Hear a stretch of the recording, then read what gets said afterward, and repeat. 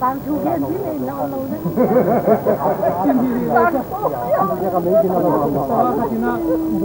Bu par kau ni pun dia. Otak tak mau ikut dia.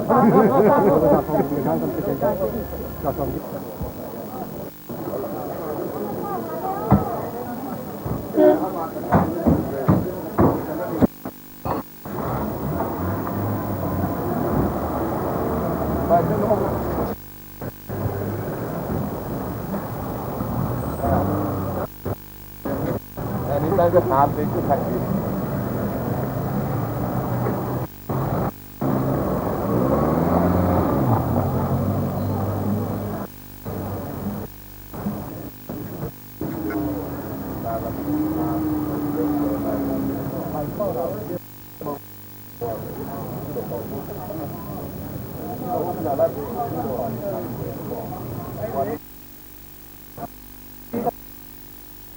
Jadi nak tang sudah.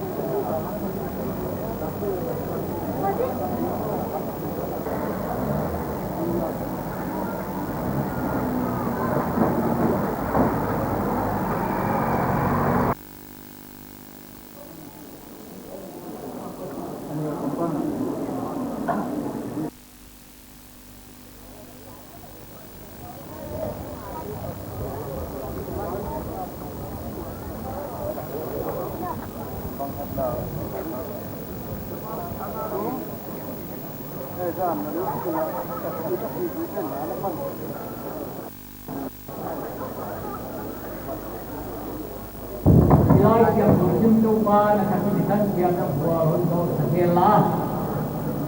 Bunai ni di. Lele vale asma okey tempo tu jilai dewa honi je kabiang upapat kian. YPA patruma pantuni donga naum kia nai dui kia din nakiama kupa dukun genu he. Ahonita karena kau itu pada sisi ini nakiama kongkumi.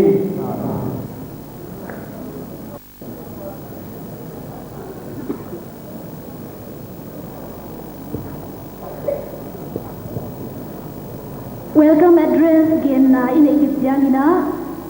Special number yang boy yang depan nak siapa ini lima yang boy yang channel tadi kita ada di calling ini pun sekali. YPA headquarters di Tangina, Tunina, ya, una umpai kompe. Nanti kun sipai kahon buku ta, YPA kena nami numpeu kahon sinfiringa.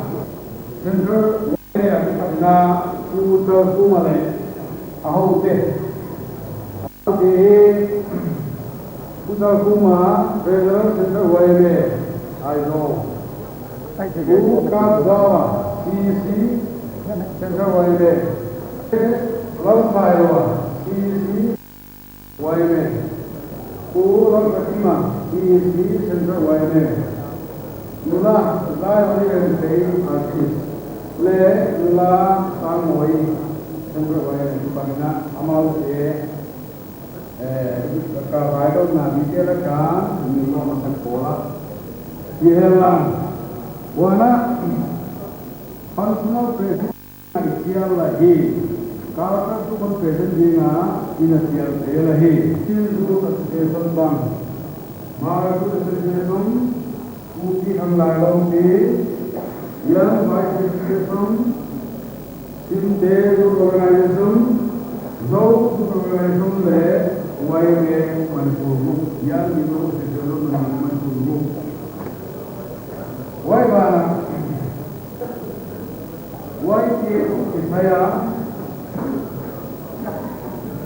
OBE na ako kumara ng OBE sila ka person member Devang Lai Devang Devang le kasi advisor na YMA headquarter asulan na wife of president le ayaw ke Roy headquarter ate YMA na Moga let you Oleh kita ina ada semsa ni dengan yang dulu di presiden luite presiden luite bang.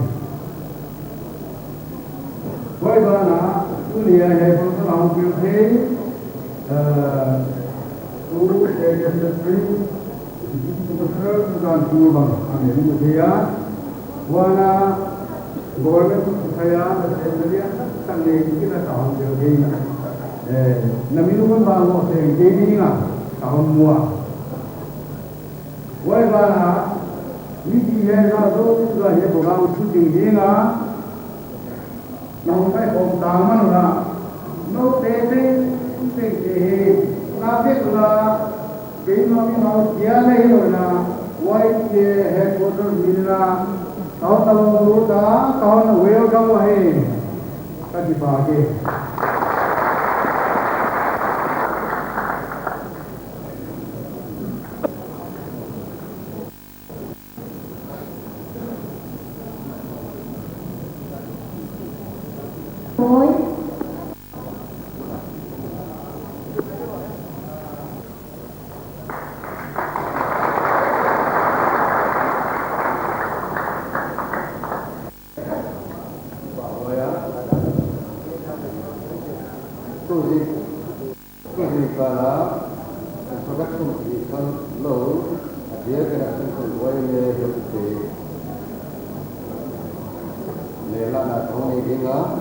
Kena melu imu dia guna Ahmad Sain concern today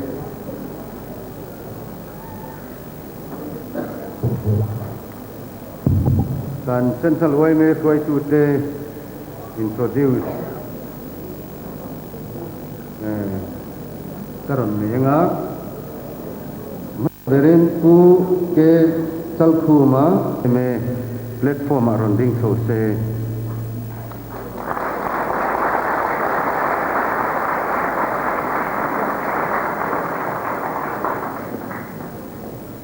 pu kab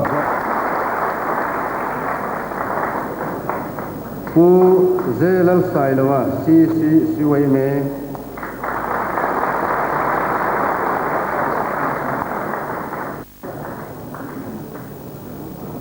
pu lang sakima si way me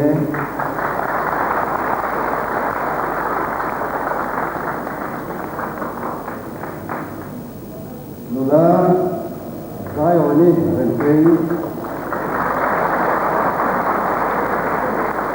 artis central way me nula samoy artis central way me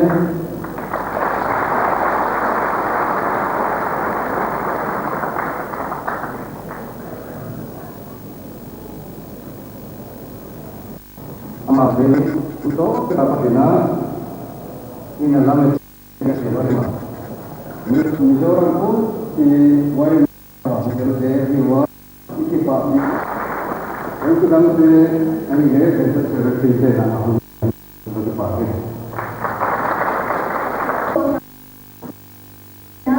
Secretary Golden Jubilee Celebration Committee sekarang dalam sehingga dengan tamoy from Anuna Dayo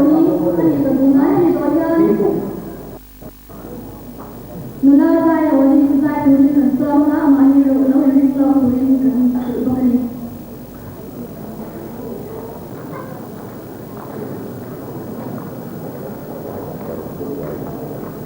Kamasay na niya Council President na to kuwa KKM President ko NCRP. Ito talaga yung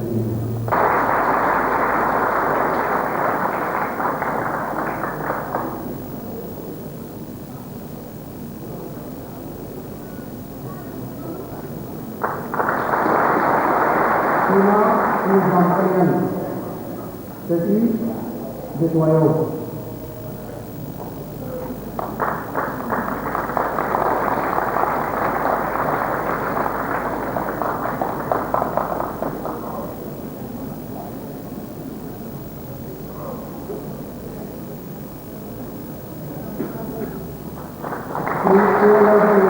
President Industry Ministry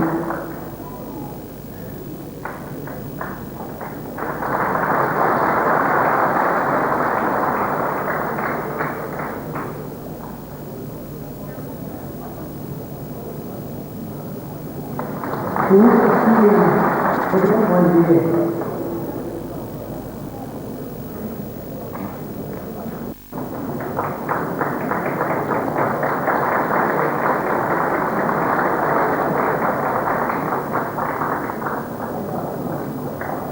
Who Dokuma President Iswayo.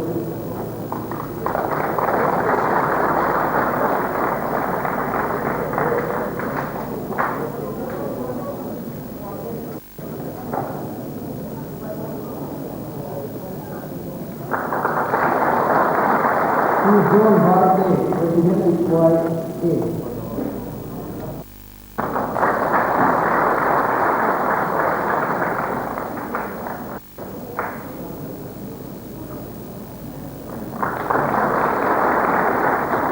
Ini Bangkam President Iswayo.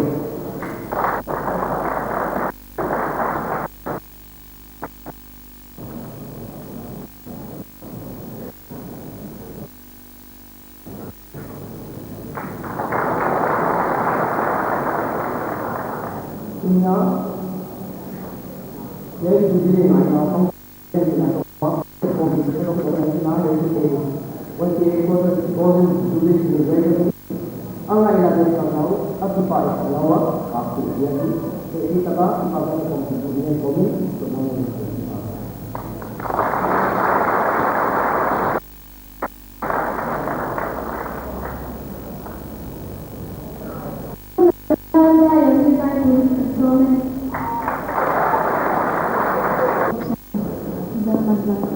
dengan saya.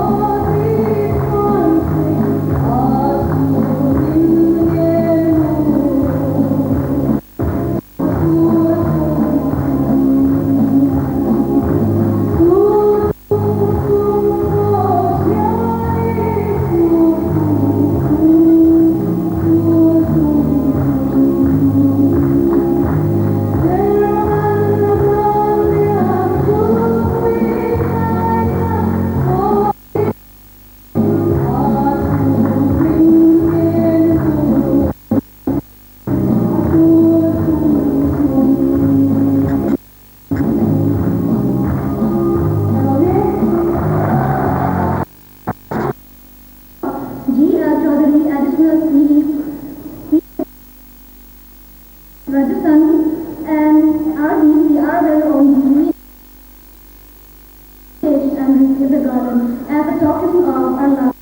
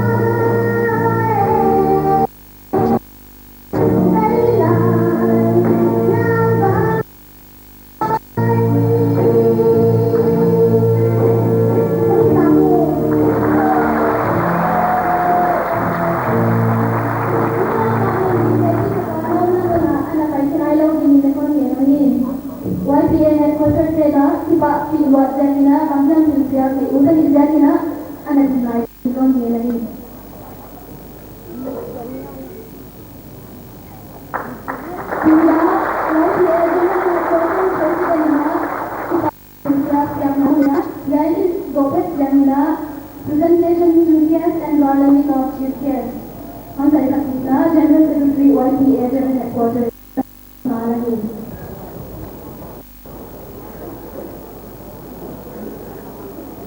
The functional president is the request from Bolivia from the Kupina. Ministro di Fontenna, I get una presentation artificialina di voluta guardina garlanding party of the study le guest presentation dedina ni on the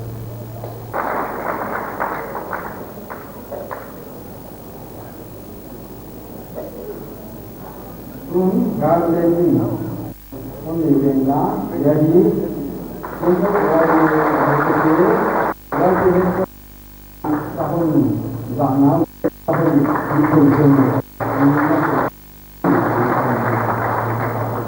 orang protena lam minito itu protena kontak nolipun Una lang nakatinda po hawa jalan ang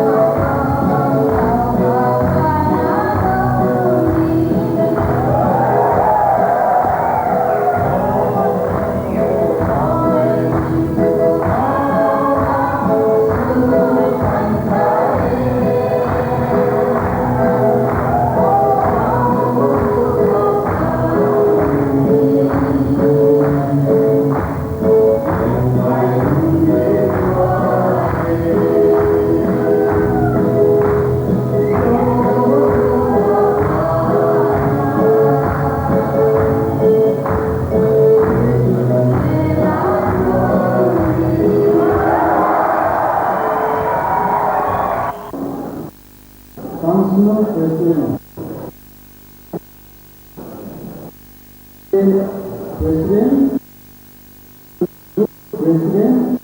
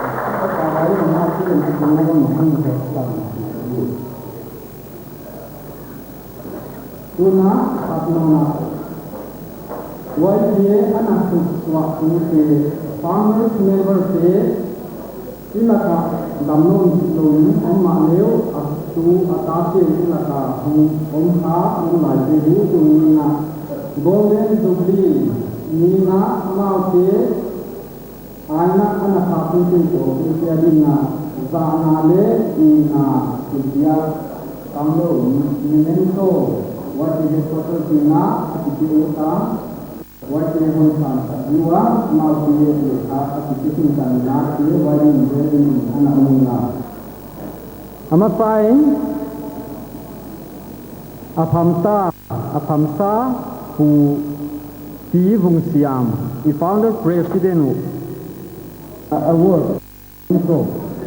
Hong Pai Pu Ti Pao Lian Ahia, YPA headquarters patrons member Ahia, Ngakuna Taki Tulis Mak Lampir Impala Taki orang lain.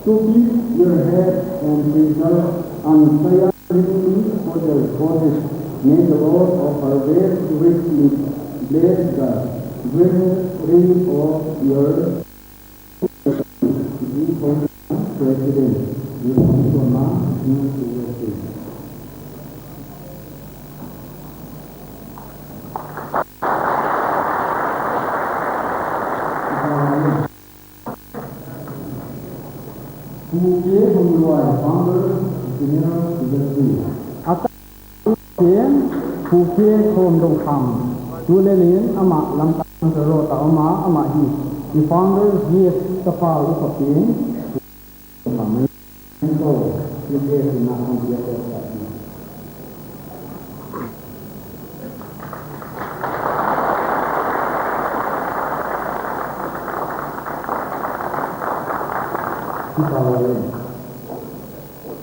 who currently founders vice president who we go assistant secretary. Mga kaya pasok sa pili ng kisanay.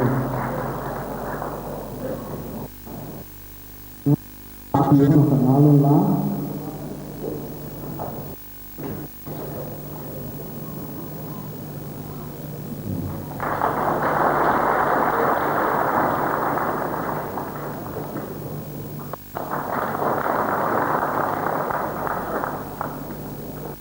Yung sa hao founder treasurer anh quan tỷ tế ở địa ta tế sang thế đi là cả ông thai ya ngã tế bạc thì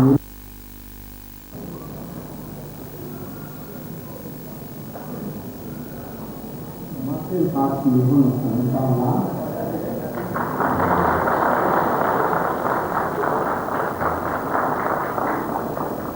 Atau mungkin nanti founder dan secretary mengaku pasti menjadi wali.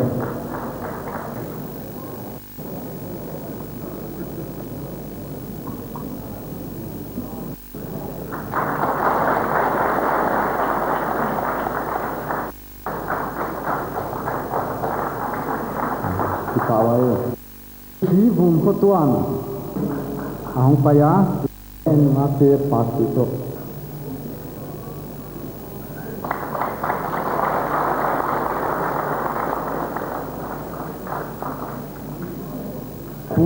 Bob Duma, founders member,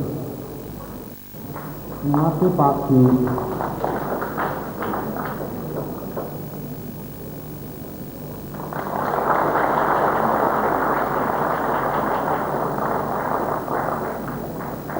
Hu P.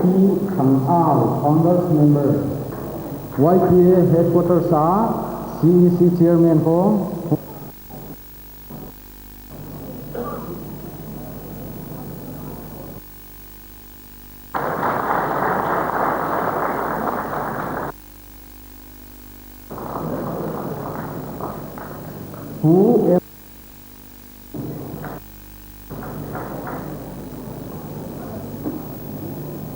Aku pakai uang sanggup, jualah wajib berkerja di sini. Jual beli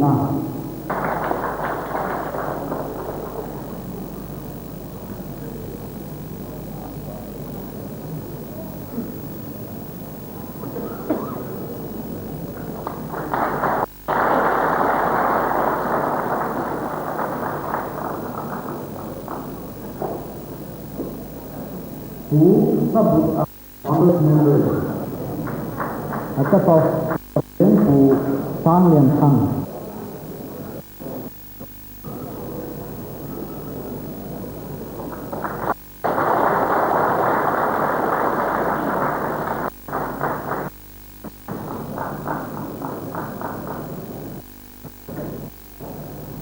Pu El Tang Kram Tupa saya Tupa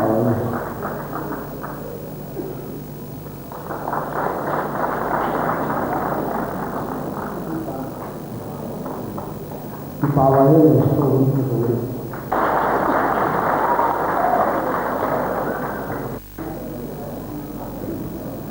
Aki pawai tu adalah sakna lama ilut non dinga. Special number yang tiap sakina pu tamsi samlinga.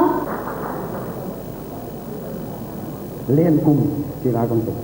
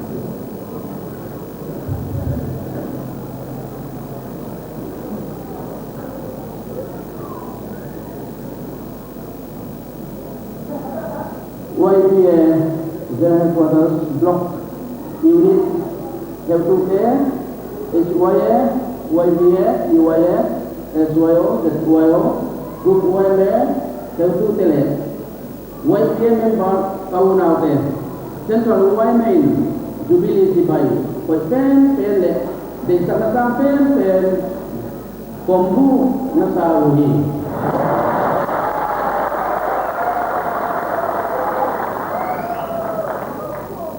Phải trên như đâu phao để phao các tiệm đồng gia đình phao thì cả aku gen ai mau di gia đình happy takin hona texiam mayuno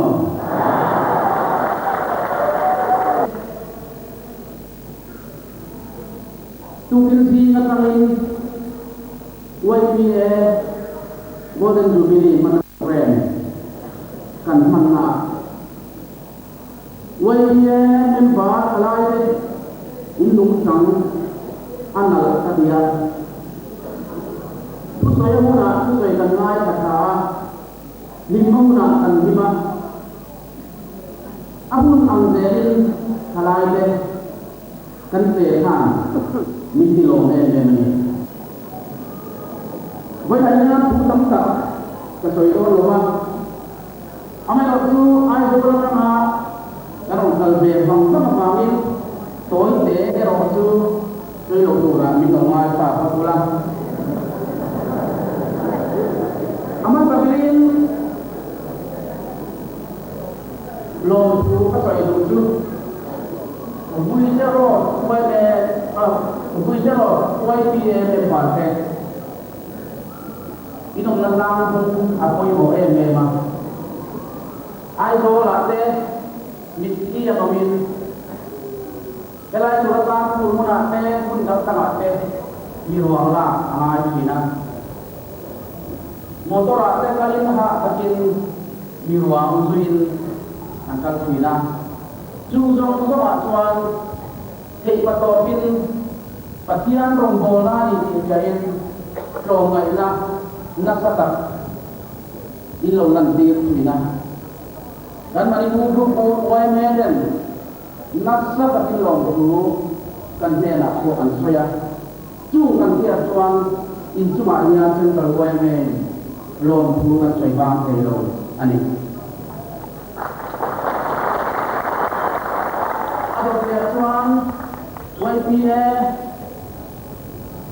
elaya kan grup YMA den kata kini pokoknya harus ada pangkal bukuai megen, ane lain, infui boma, puro nipea, infai buaya, cuma kalau bukuai megen, milkat lala tetap ane ini kan dia, cuma ini hei kau nani, kau salawin, hei patopin, logo kau sih berula tingin kan dia kau tahu ani.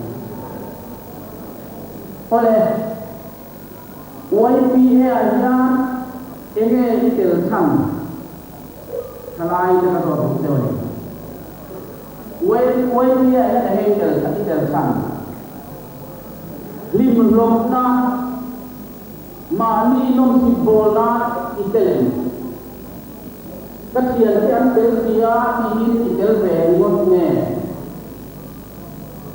Telosu mil makmin yang ini tel beringot itel sangka tiap takinin ngai tuala boina yan kasalai puite kangen duani sumi dino YPA yan ilolu ali sumi iluna bầu ruộng lệ riu miจะตานมีมาลีเนโมสู้กวยเนโมมันสมนะเป็นเรื่องตูรินตั้งมุสักไม่จะบายะมาทหารเจวันที่นี่โอ้ยบางคนปัจจัยมาสมนะเด็กๆสั่งเราว่าอามาดูที่ตัวเสียงพยาบาลประเทศทำเนี่ยอาหูดีเท่าไหร่ลูกกันที่ยกกันที่ทำเนี่ยจะดูมาสมตั้งมาเลยมีจะได้อินเตอร์ซีได้ที่ประเทศมาสมจุ่มโคละเตะจะจวนจุราจุเป็นเดียร์ประเทศคนละเป็นโลจวนเอ็งโคละอัลเบียเว้ยแม่จวนโคเลียนเสียดีอ่ะจุประตูมิชชันนารีคริสเตียนเตท่านเล่นเซลาเลยมิโดเตกันช่วยนะแต่เทียนเนี่ยต้องใช้ชุมิอันที่นะที่มาก็มาพูดเจริญเว้ยที่ก็ตู้ของตัวนี้ทุกครั้งคุณสมบัติกันบุญนี้ถ้าผู้ทำหลบเวลาหลังการกันนะก็มันมีสมนะเว้ยที่ยังน่าอย่างรู้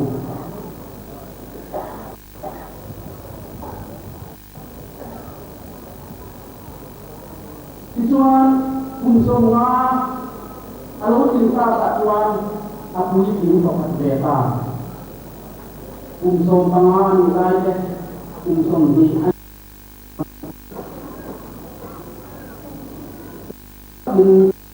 akan diterima dari soal kau ada yang rumah itu.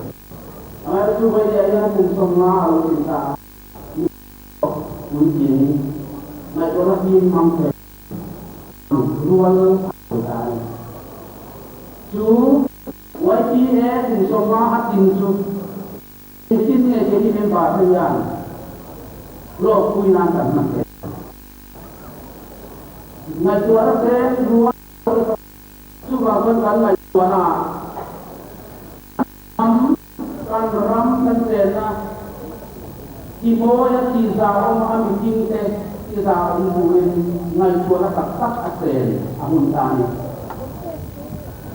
Ni kami takin pol mungkin politik antar kita.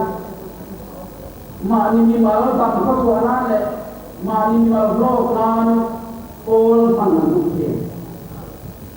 Wajib pol mencuci atau orang kita sesuai dengan apa ini. Amel waktu tak pun puisi adi kau bangin najwa tak aneh. Dan jika di rumah aku soalkan surga ini kita tu macam mana ramtar tak terpulih di puyan surga ini kan kalau itu hanya macam mana minta keinginan angkat dan lindungan ikan ramah ikan senang itu jadi development tentang apa mungkin tak surga dan tolong dan itu ini kalanganมีจะทำสัตว์ล้านเหตุผลที่มันต้องกินมาแทนมีมาทำสัตว์ล้านส่วนการข่าวการิโลบะมีมาทำสัตว์ล้านนี้ประเทศที่หนึ่งการิโลบะนำทำสัตว์ล้านอาทิตย์ไหนเวลามันสุวรรณมุดาเป็นผลงานเป็นอย่างharus tak kopangอะไรก็ต้องติดตัวหมดตัดจุดวันที่Ekan senani, ikato pakai bola, rampuan mite, tuan miten, wajib senna ram anilan gaya, anun dah, anun dah tina awak tuju ini benar benar wajib memang tadi, tu bagian itu, tidak kuat dia mampu, hilsa itu ini penjajan. Biru putar leila, surga, ramsa, tanjung pekan tanjota, dimakan. Kita tu sudah turin membaca kangen di hotel, andi Kalau dia tu pakai tu, setang jauh pakai sama mandi lepas ni pura tu konten mandi kan kepala, tapi pura. di purawan par halam angkia nam som tanite mizo na ka nam trong de ro su tiat pui pe dia tolo nam som tanite ano ma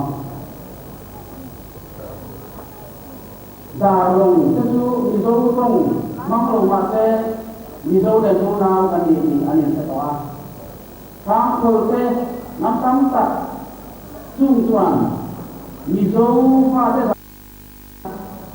en trong ko ma ni la mizo kan ni kan lo siang ka ve ta de le ni na lo so ya ni lu ga ni ne tu yang ko ni te bia te nam pui te an ko pa chu te ko tu na yang parme ko pa manipura ko urau mantang sang ta ko ma Sungai Rata Soidu, Trong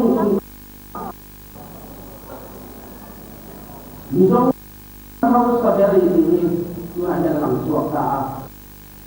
Trong Patam tapi itu pun trong teh pada trong teh ya. Trong Nizong trong teh ani tam tapi kan pun kedau pun. Kalau kita nasa ete ani ete. Lama senda, kantung pan ada orang kantung man, mang ni tu jawang si pangai na ni mungkin.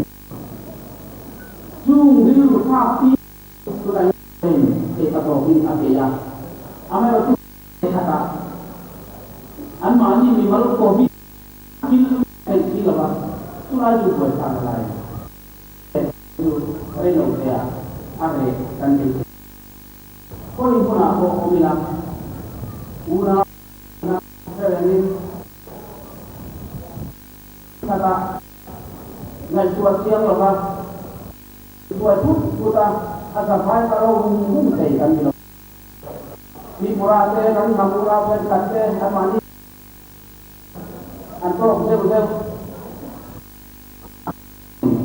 Amal itu nam kakak ini. Ngay tin rằng quay về ta ăn kan nằm về hết cả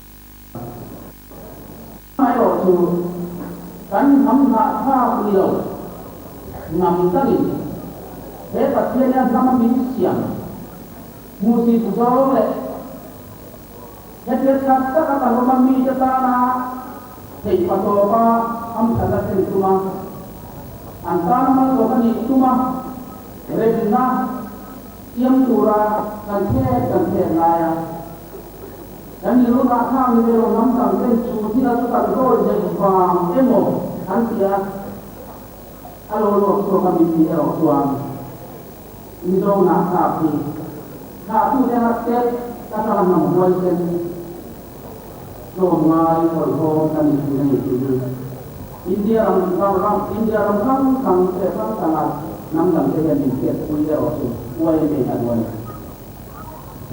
Remlah siapa kita antol keluar di sini. Dan kalau murau nampak saya dikit punya saya. Apa masalah bagi suami orang itu? Asal bang dikit kekuatan. Ani.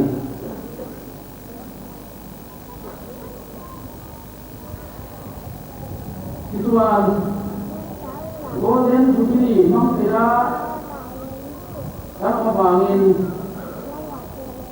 ini aja orang lokal itu kan longkak ni lah ini ngai sakna teh ini siam dana teh ini ekor narian long tu sesuai long kan ya kan keren banget ini kan kedua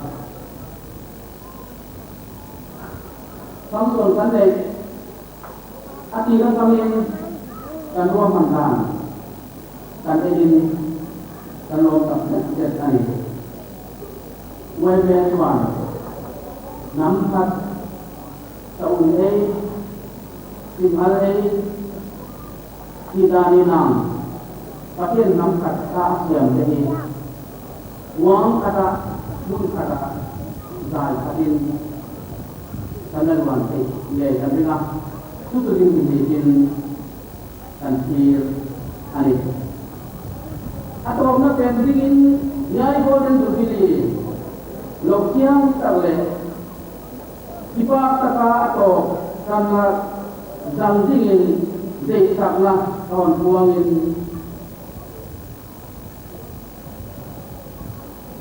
oh di papi mamai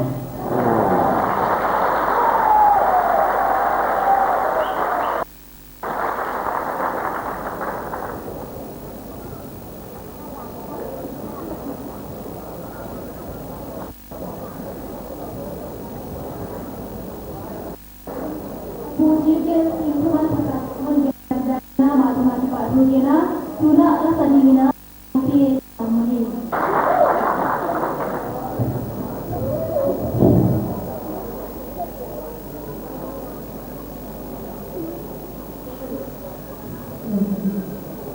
Ini yang tahu teman-teman.